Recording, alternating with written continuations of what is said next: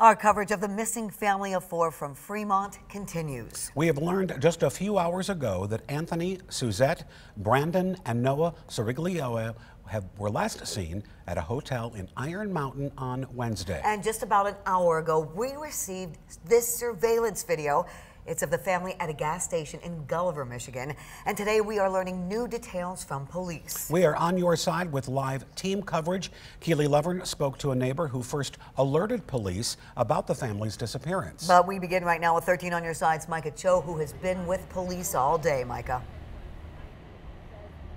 More on that gas station sighting on the 17th. Police confirmed that at around 10:40 a.m. the Cirigliano family was spotted at a BP gas station in Gulliver, Michigan. That's about 15 minutes east from Manistee. What you're seeing on your screen is surveillance video of mother Suzette Cirigliano and a silver 2005 Toyota Sienna minivan they're traveling in. 13 on your side reached out to that BP gas station and was able to get a hold of a clerk who said she has been inundated with phone calls from the media this morning, and goes on to say, "I'm kind of overwhelmed right now. All I want for their family members to know they were safe, and I'm not really sure what their story is, just hoping they return home." Fremont Police Chief Tim Rodwell thanks the public for helping them search for the Cirigliano family. Again, police are concerned for their safety after the family's father, Anthony Cirigliano, called 911 exhibiting paranoid behaviors, telling police that people wanted to wipe him off the face of the earth and that he had information about the 9/11 terrorist attacks. It's been great. You know, one of the reasons I think we all live in Western Michigan is just that sense of community and that sense of helping each other out. And I think the Cirigliano family needs help right now. And no, the working with all of your resources and your counterparts has really been beneficial to try and paint a better picture of what's going on here and to get a message out. Again, the Cirigliano family is driving a silver 2005 Toyota Sienna minivan with a license plate number DJL1982. Police say they're still trying to get information on what credit cards, if any, they might be using and where they may be headed. For now, live in Fremont, Micah Cho. Thank you, Micah. As this story continues to develop, we're staying on top of finding out the latest information. Today, 13 on your side's Keely Lovern went back to the family's neighborhood and spoke to a man across the street who says he was there the day it was discovered the family was missing. Keely joins us now live from right where it all started. Keely, what can you tell us?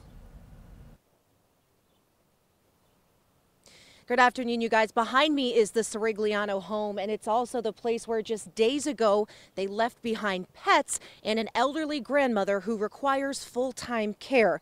Now, we spoke to a man across the street who says the day that the family of four went missing, that grandmother showed up to their home 2 separate times, and she seemed confused. The second time in the evening, the neighbor says she came into their garage with blankets and pillows and was really cold. He then walked her back to the home and says no one answered when he rang the doorbell several times. I walked her over there, and at first she didn't want to go in there alone, and she's like, "Can you just sit with me for 10-15?" But I didn't feel comfortable going into a stranger's house, so we decided to do a citizen check well-being, and so we called the cops, and they came out, and that's how they found out, I guess, that the family was missing. She was scared too. Like, she didn't know what was going on, and she knew that they were scared about something, so she should be scared about something. She said that her son-in-law was scared about something, and that he's usually pretty smart, but she didn't know if he was being delusional or what, but he kept saying stuff that had frightened her.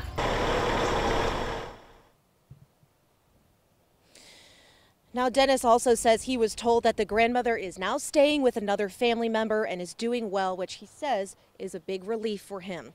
And Dennis added that he was happy to hear the news that the Cirigliano family was spotted on that surveillance video up north, and he hopes they can be returned safely and this all gets resolved. That's the latest for now. Reporting live in Fremont, Keely Lovern, 13 on your side.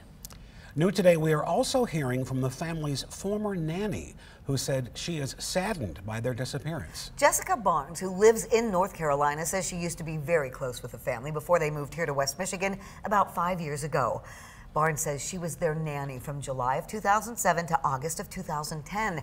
She says both Anthony and Suzette, or Susie, were both in her wedding back in June of 2012. Barnes says the family was very close. Now, we asked her just a little while ago if the father, Anthony, ever showed signs of paranoia. She said she remembers Anthony always being in what she called high anxiety mode about providing for the family and always trying to find ways to earn extra money. And stay with 13 on your side as our coverage of this breaking news continues throughout our 90 minutes and right now on 13onyourside.com.